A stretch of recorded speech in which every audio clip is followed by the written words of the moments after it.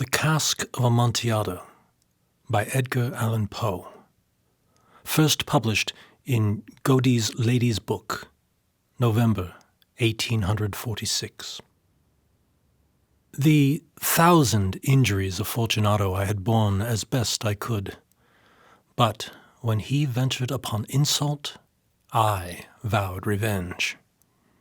You, who so well know the nature of my soul, will not suppose, however, that I gave utterance to a threat. At length, I would be avenged. This was a point definitively settled. But the very definitiveness with which it was resolved precluded the idea of risk. I must not only punish, but punish with impunity. A wrong is unredressed when retribution overtakes its redresser. It is equally unredressed when the avenger fails to make himself felt as such to him who has done the wrong. It must be understood that neither by word nor deed had I given Fortunato cause to doubt my goodwill. I continued, as was my wont, to smile in his face, and he did not perceive that my smile, now, was at the thought of his immolation. He had a weak point, this Fortunato, although in other regards he was a man to be respected and even feared. He prided himself on his connoisseurship in wine. Few Italians have the true virtuoso spirit.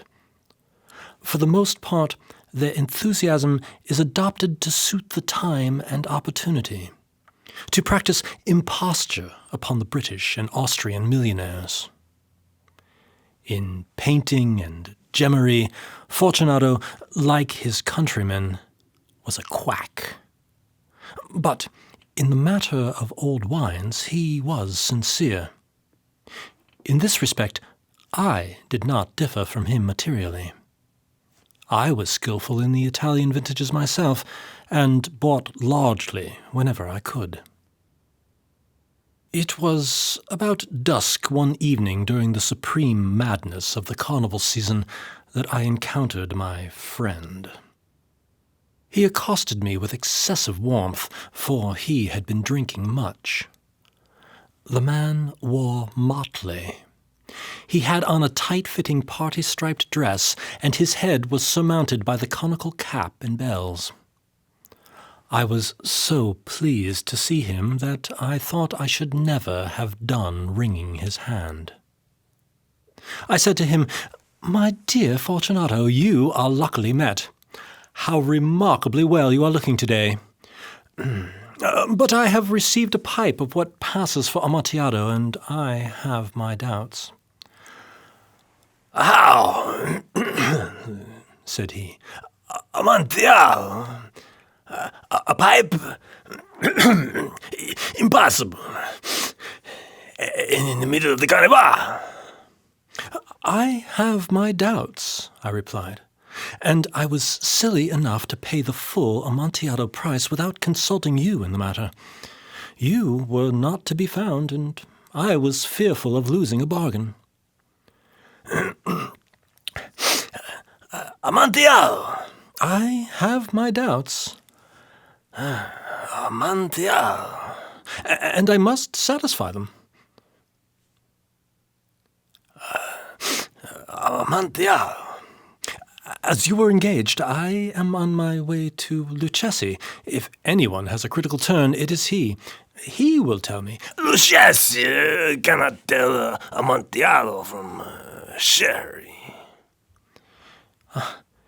"And yet some fools will have it that his taste is a match for your own." "Come, let us go." "Whither?" To your vaults." "My friend, no. I will not impose upon your good nature. I perceive you have an engagement. Lucchesi—" I have no engagement. Come." "My friend, no. It is not the engagement, but the severe cold with which I perceive you are afflicted. The vaults are insufferably damp. They are encrusted with nitre. Let us go. Nevertheless, the call is merely nothing. Amontillado, you have been opposed upon. And as for Luchesi, he cannot distinguish sherry from Amontillado. Thus speaking, Fortunato possessed himself of my arm.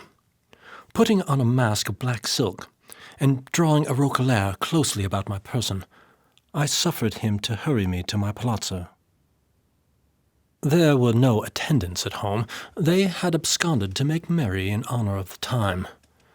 I had told them that I should not return until the morning, and had given them explicit orders not to stir from the house. These orders were sufficient, I well knew, to ensure their immediate disappearance, one and all, as soon as my back was turned.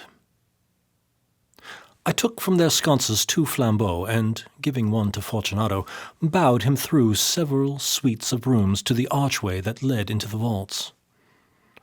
I passed down a long and winding staircase, requesting him to be cautious as he followed.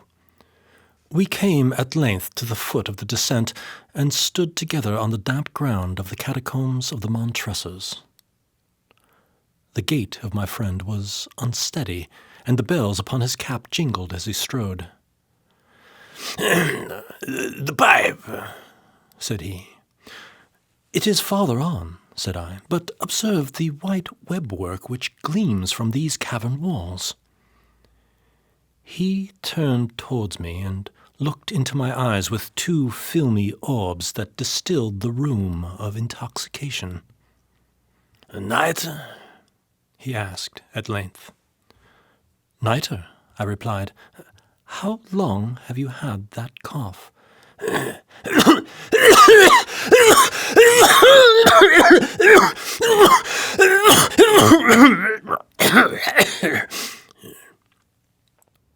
My poor friend found it impossible to reply for many minutes. It is nothing, he said at last. Come, I said with decision, we will go back. Your health is precious. You are rich, respected, admired, beloved. You are happy, as once I was. You are a man to be missed. For me it is no matter. We will go back. You will be ill, and I cannot be responsible. Besides, there is Luchesi. Enough, he said. The cough is a mere nothing. It will not kill me. I shall not die of a cough. True, I replied. And indeed, I had no intention of alarming you unnecessarily, but you should use all proper caution. A draught of this Medoc will defend us from the damps. Here I knocked off the neck of a bottle which I drew from a long row of its fellows that lay upon the mould. Drink, I said, presenting him the wine. He raised it to his lips with a leer. He paused and nodded to me familiarly while his bells jingled. I drink, he said, to the buried that repose around us. And I to your long life. He again took my arm, and we proceeded. These vaults, he said, are extensive. The Montresors, I replied, were a great and numerous family. I forget your arms. A huge human foot d'or. In a field azure, the foot crushes a serpent rampant whose fangs are embedded in the heel. And the motto? Nemo me impune lacessit. That is, no one can harm me with impunity. Good, he said. The wine sparkled in his eyes and the bells jingled. My own fancy grew warm with the Medoc. We had passed through walls of piled bones with casks and puncheons intermingling into the inmost recesses of the catacombs. I paused again, and this time I made bold to seize Fortunato by an arm above the elbow. "The nitre," I said. "See, it increases. It hangs like moss upon the vaults. We are below the river's bed. The drops of moisture trickle among the bones. Come, we will go back ere it is too late. Your cough—" "It is nothing," he said. "Let us go on. But first, another draught of the Medoc." I broke and reached him a flagon of de Grave. He emptied it at a breath.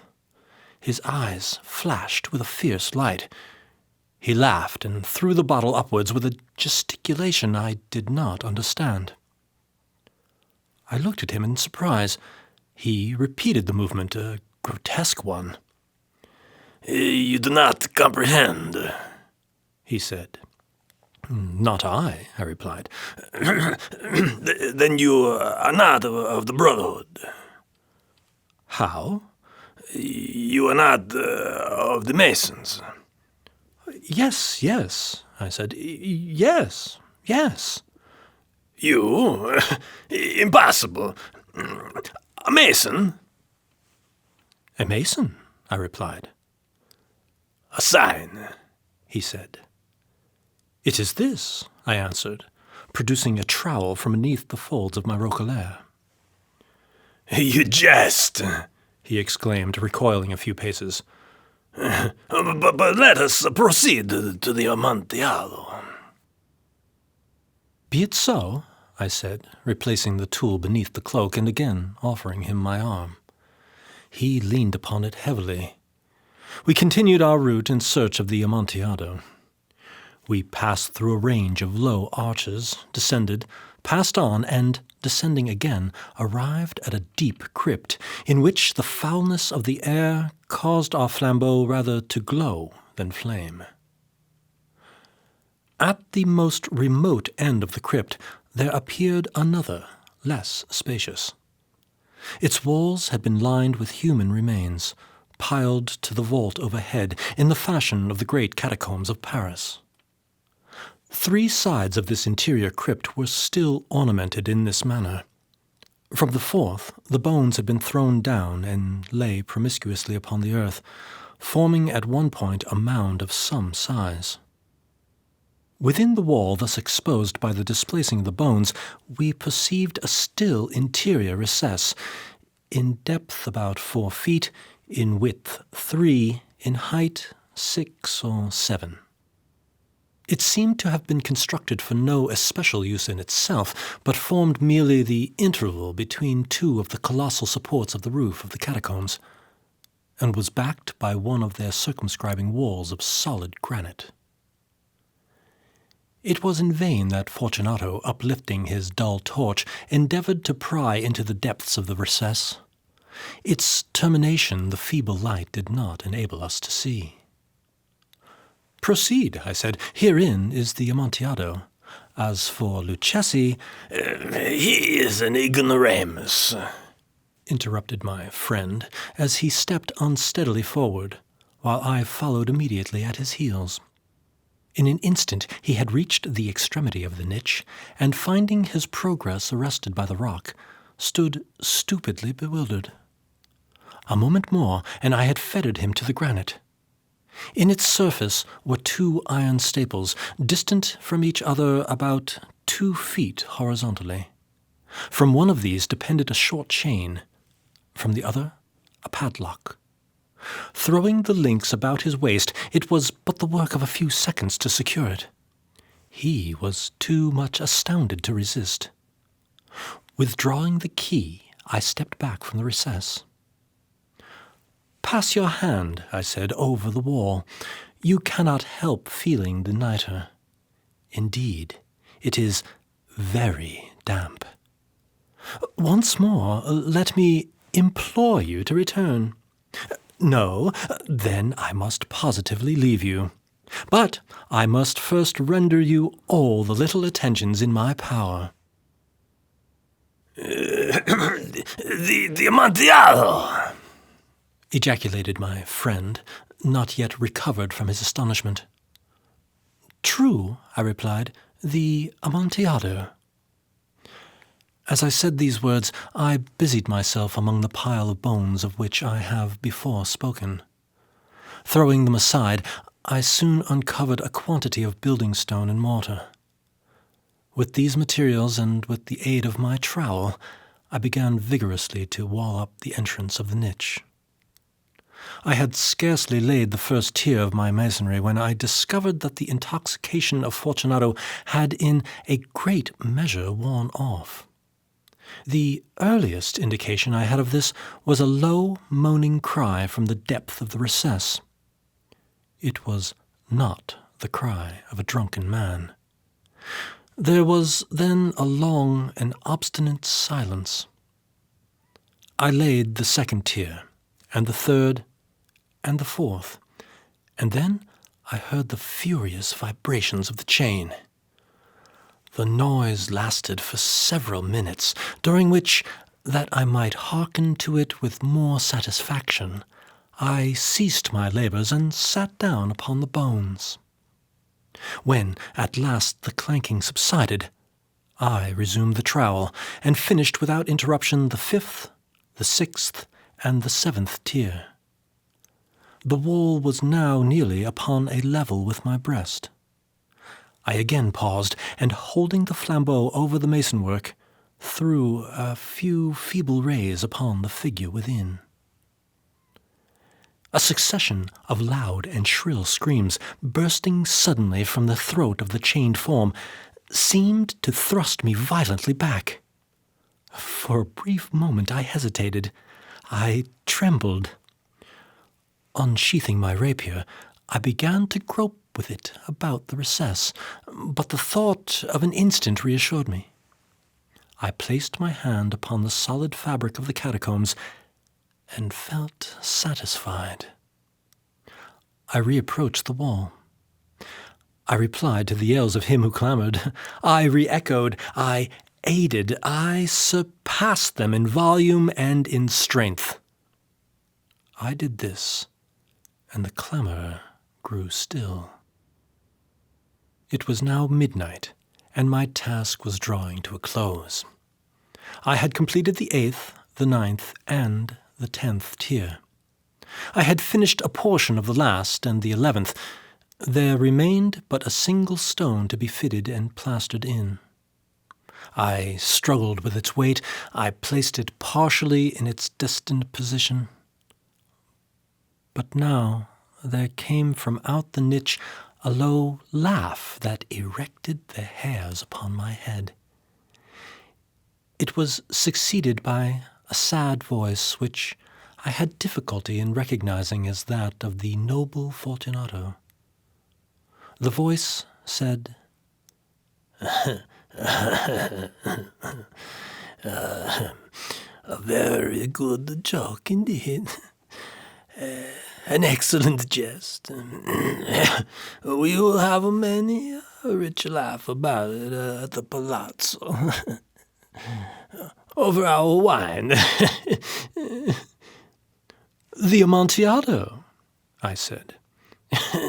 Yes, the Amontillado.